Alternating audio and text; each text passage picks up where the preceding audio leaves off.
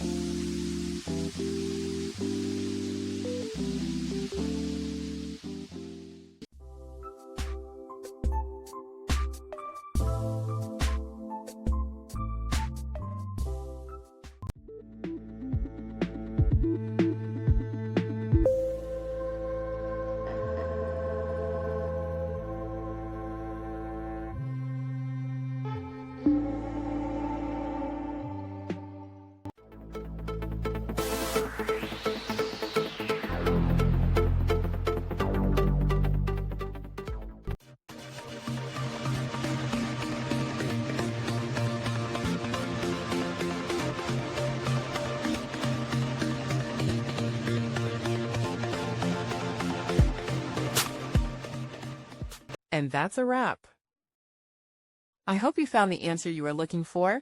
If you did, take a second to hit that subscribe button. It really helps out.